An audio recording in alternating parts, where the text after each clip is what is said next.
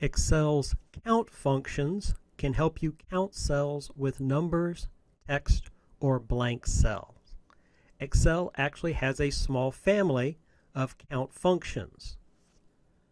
To see them, you can click on the Formula ribbon, go to More Functions, go down to Statistical, and besides other functions, you'll see there's Count, which allows you to count cells that contain numbers. Blank cells and cells with text are not counted. You also have Count A, which counts cells that contain any kind of data. This includes numbers and text.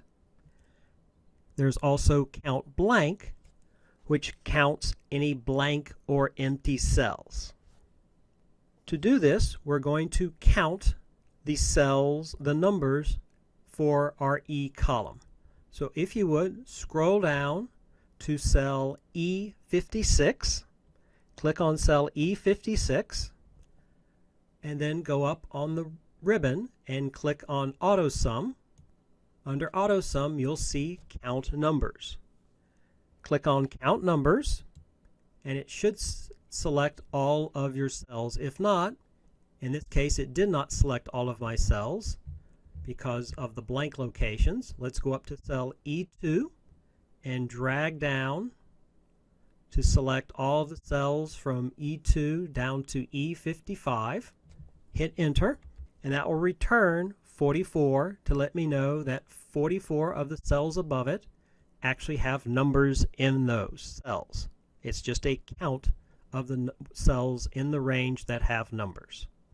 For comparison, we are going to also calculate using the function Count A. Go and click on cell E57, go up to your Formulas ribbon, click on More Functions, go down to Statistical, and find Count A, which looks for cells in a range that are not empty. Select that. This will open up the Function Arguments window. On the Function Argument window, you'll see there are two boxes. One of them, value 1, is bold, meaning that that cell is required. Value 2 is just normal text to mean that it's an optional box. Now, when it selected it, it only looked at cell E55 and E56. Let's notice that that's highlighted. Click and drag from E55 up to E2 to choose the range E2 to E55. Click OK, and that also returns 44 to let us know that those cells are not blank.